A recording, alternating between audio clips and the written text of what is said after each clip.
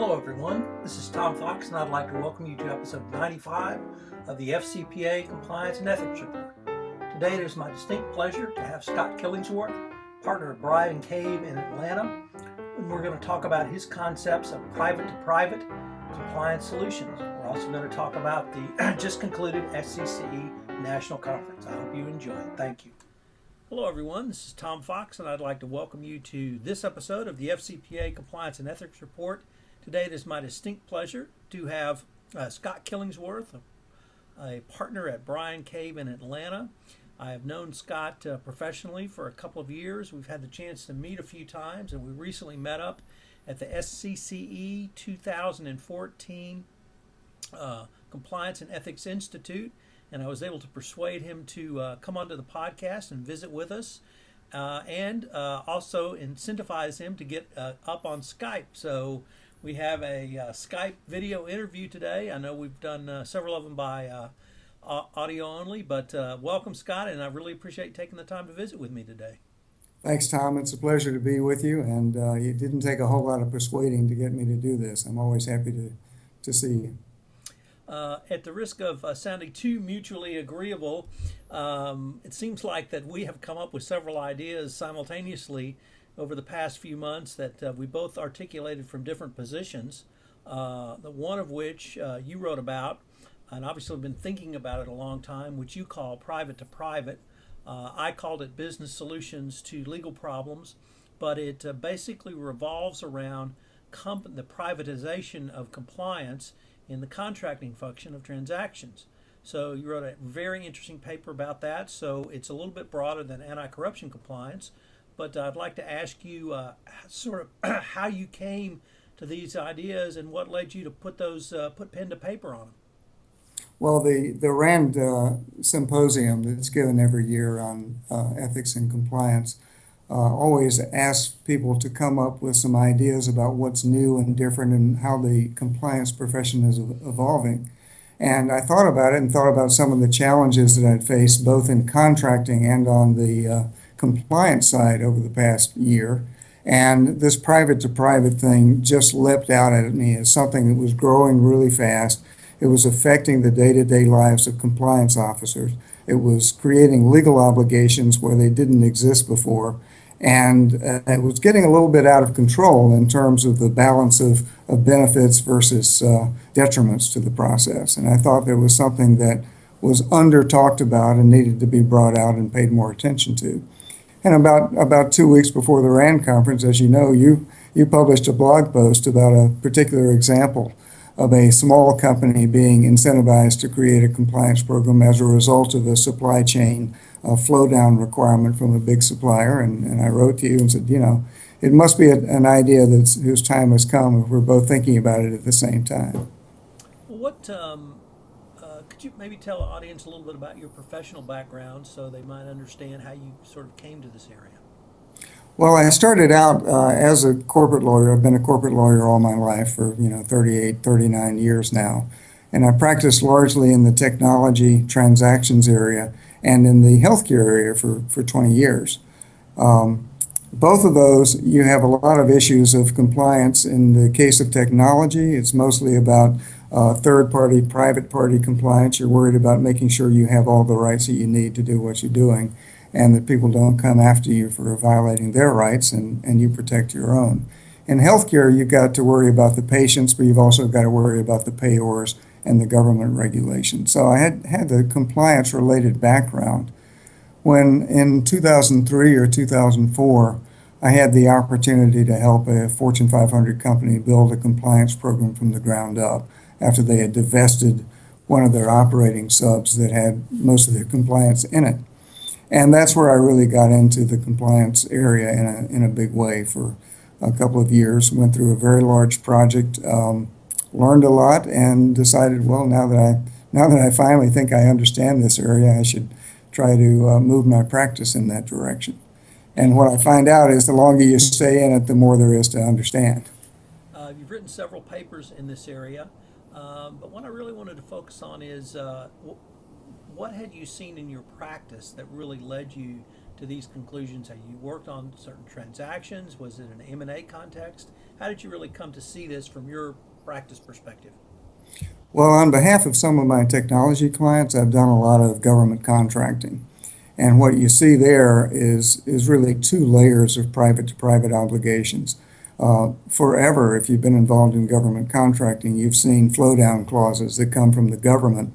And you've also seen flow down clauses that come from the prime contractors as well, that are just their own idea of how they want to control their supply chain and the obligations they want to put on their supply chain. As you know, recently the government has started imposing specific compliance program requirements for large contractors, and they're requiring the large contractors to flow down those compliance program requirements. And this presents a challenge for a lot of small and medium contractors. And so what I saw was all of a sudden people are being asked, once they get that government contract, the big government contract they've been dreaming of all their lives, they're being asked to put together a compliance program really quick. And it caused a fair amount of consternation among some of my clients. That really got my attention focused on it. You know, it's interesting because here in Houston, I saw it from a little different perspective in the energy space, which was Houston generally being recognized as the epicenter of FCPA enforcement in the world, meaning more Houston-based companies have gone through at least an investigation, if not an enforcement effort. They are very well aware of their obligations under the FCPA, and that's caused many companies to have compliance programs in place, but also a lot of maturity in the compliance industry here. And I began to see those push-down obligations occurring, but what I saw from smaller clients was they understood this was a way they could become or have a market differentiation if they had a appropriately sized compliance program for their size company. I recognize it cost them a little bit of money, but they were able to do business with companies up the food chain faster and quicker. So that's why I sort of monikered it a business response to a legal problem, or a business solution to a legal problem, whereas you were seeing it really sort of from the government flowing down with companies who had received a large contract, then forcing those obligations on their supply chain or other third-party contractors. Well, I've seen it also in the private context, as you're referring to. I don't do a lot in the oil industry, really none, but in the healthcare industry, I represent some suppliers and manufacturers where some of the big distribution pipes that are out there, the giant companies that sell these products, have been coming out with supplier codes of conduct for a number of years. And you're right that if you can, with a straight face, sign one of the things that they put in front of you, saying you've got to have a compliance program with the following 11 specific characteristics, it greases the contracting process quite a bit. And I find, one of the things that I found in particular with a Fortune 20 company at the top of the food chain was that if you don't argue with some of the things in their supplier code of conduct, they may not take you seriously because they don't think that you're taking the supplier code seriously. A little bit of negotiation actually establishes your sincerity rather than your cynicism in dealing with these things. That's very interesting because here in Houston, it's, well, really you should look at our program because we think we have some tweaks that make it better than your program. So it's even flipped a little bit. But your article, going back to that, you focused on a much broader subset of issues than simply anti-corruption compliance. As you mentioned, healthcare compliance, technology compliance. I suppose now we're going to have to consider cybersecurity compliance. But you also took a look at what I would call corporate social responsibility compliance for those in the garment industry or others who may use those in the supply chain. What do you see in those areas outside of anti-corruption compliance? Well, you're seeing specific labor-related obligations in terms of how you treat your workforce. You're seeing, human rights generally, the do not use involuntary labor, that sort of thing. There are a lot of specific criteria that the UN and the International Labor Organization and other groups like that have come up with respect to how you treat your employees. There's also environmental sustainability, environmental damage responsibility.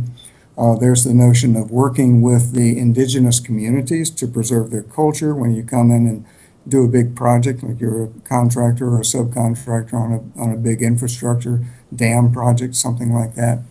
And most of these are at a very high level of abstraction, and they deal with basic human rights, sustainability, environmental, those types of issues that everybody can agree on.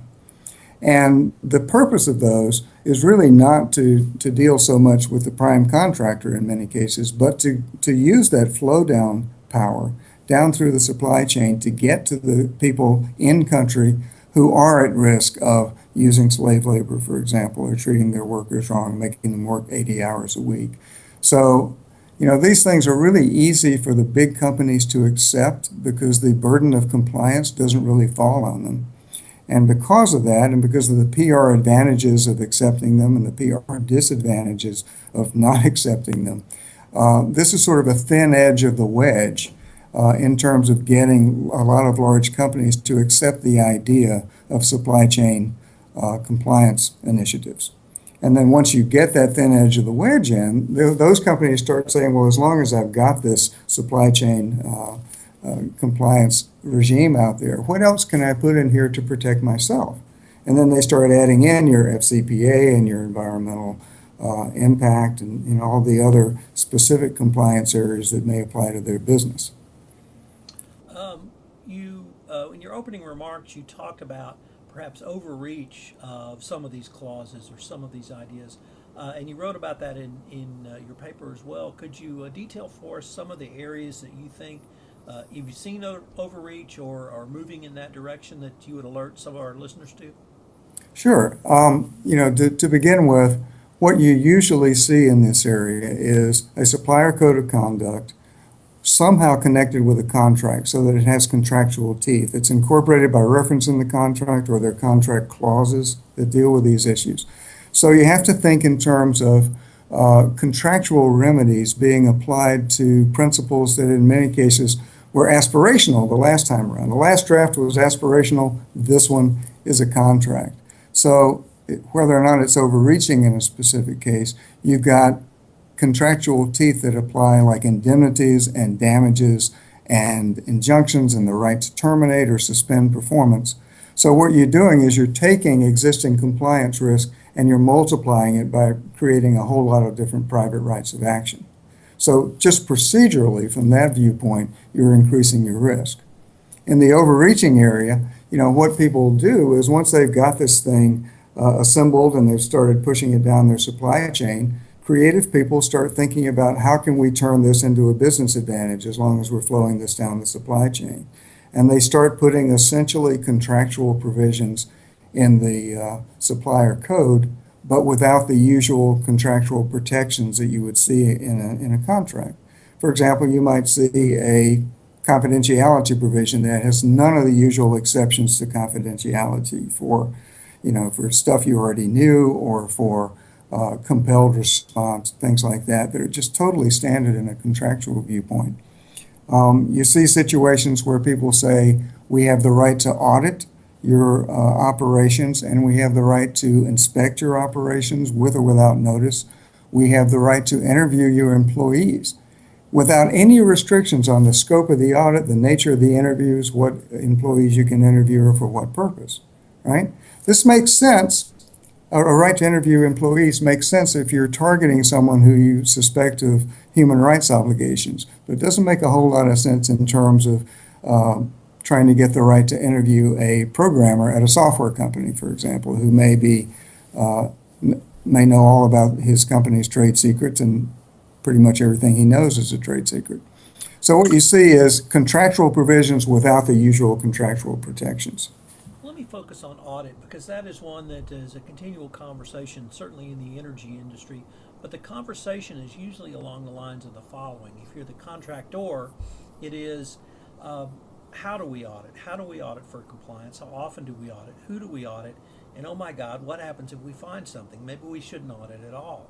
The contractee, the company down the chain, will often push back for many of the reasons you've just articulated. And my response is always, in every contract I have ever seen, involving a supplier, there's always the right to audit. You always have the right to audit for the products or services that are delivered to your company for which you pay for. I don't find a compliance audit to be broader than that if you focus on the compliance program. Or have you seen, you obviously have seen some different things, but could you share some of those thoughts with us? Well, I mean, I agree with you, but I've seen certainly audit provisions that have essentially no restrictions whatsoever on the subject or the scope of the audit put into these supplier codes. And that's a scary thing if you're a company that has trade secrets, for example. Or, if you're dealing, if suppose you have five buyers and they're all competitors with each other and they all come in and audit and they can compare prices. This is not a good thing for them either. And that's one area, particularly in the distributor realm, where a distributor may represent several manufacturers, and he doesn't want the company A to see his pricing from companies B through E. Right. And I think there are always ways to work around that in ways that assure confidentiality, but perhaps they need to be built-in protections in the contract rather than left open for further discussion. Right. What happens if it's left open is that potentially the company that's flowing down these requirements has a lever that they can then use to get other unbargained for contractual advantages from the supplier. Okay, I won't audit you this time, but I really need another nickel off the price. And you just don't want your client to be put in that position. What are some of the types of areas you've seen these flow down provisions in the healthcare industry? Well, they again with the larger companies, they typically start with and are dominated by the human rights, sustainability, environmental damage, things like that. They also, of course, have big provisions about the confidentiality of patient data. Whether you're complying with the latest HIPAA rule that went into effect, for the final day, 3 days ago, to any of the common law obligations of privacy. You're looking at both data security and, confidentiality.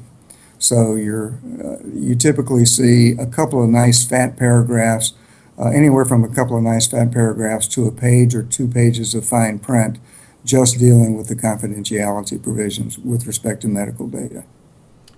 Scott, we've got just a few minutes left, and I'd like to turn to the 2014 SCCE Compliance and Ethics Institute, and maybe ask to get some of your thoughts on a couple of points. One is this year's institute, but also what are the changes you've seen in the SCCE and indeed the profession over the past several years?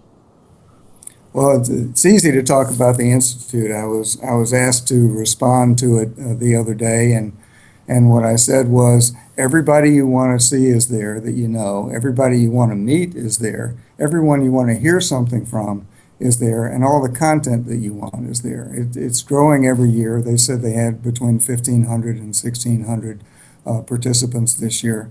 It's the most comprehensive and best run educational program that I've ever been to, and it gets better every year. So my reaction was, I can't wait till next year. As far as the profession is concerned, one of the things that you see at the SECE is a rising concentration on compliance as a distinct profession. It's no longer completely tethered to the legal function of the audit function. It's getting to the point where people are defining a specific role for compliance professionals that's more or less carved out and that's moving upwards in the hierarchy of companies. And I see that as a big theme in the profession generally. The other big thing that you obviously see, and largely as a result of your specialty of the FCPA, is a growing internationalization of it. There are just not that many companies these days that can afford to look only at the U.S. market and only at U.S. compliance regimes. People are having to learn how to go across borders and across cultures and across languages with their programs. And a lot of people are struggling with that under the constraint of limited resources. I guess the thing that struck me this year was just the raw size of the conference. This was my fifth conference, and I think there were maybe 700 or 600 5 years ago, and as you said, between 15 and 1,600 But also, I had this observation. As many people know, I blog every day, and typically when I go to conferences other than the SCCE, it is, "Oh, you're that blogger guy, great stuff." Well, at the SCCE, it was, "Oh, you're that blogger guy, thanks." And that communicated to me that I'm giving the compliance practitioner information that they can use in their day-to-day Exactly. practice of compliance. Exactly. I think that's one of the things that's outstanding about your column is that you do relate it every day to some real life situation that people are going to find themselves in sooner or later. Well, do you have any other papers in the works or anything interesting coming up that you might be able to give us a hint of things to come? Well, I'm giving a talk at the ECOA next week about C-suite compliance, and that's the next thing on my agenda. I'll be talking at the PLI Advanced Compliance Workshop in 2 weeks on risk assessments for compliance. Uh, Neither one of those is particularly brand new news, but they're both topics that I think everybody needs to understand and pay attention to. My wife edits all of my work, and fortunately, she was a professional copy editor at one point in her career, and she continually says, "You know, you said this at least 50 times because I remember it." And when I meet with the DOJ or SEC guys and gals, they always say, "Look, just keep saying it over and over and over again." So I don't think you can talk about those things too much because people need to hear it, and there's always somebody new in the room. That's exactly right. The population that needs to listen to these things and that is paid to listen to these things keeps growing. You've always got a new audience coming through. Well, Scott, we're at the end of our time, and I was wondering if anyone wanted to get in touch with you. Could they email you, perhaps? It's just scott.killingsworth@briancave.com. Brian Cave is spelled with a Y. I grew up in a town named Bryan, so I'm well aware of how to spell it with a Y. So, Scott, I really appreciate you taking the time to visit with me today and look forward to visiting with you in the future now that you have Skype. Great. Thanks very much, Tom. I appreciate it.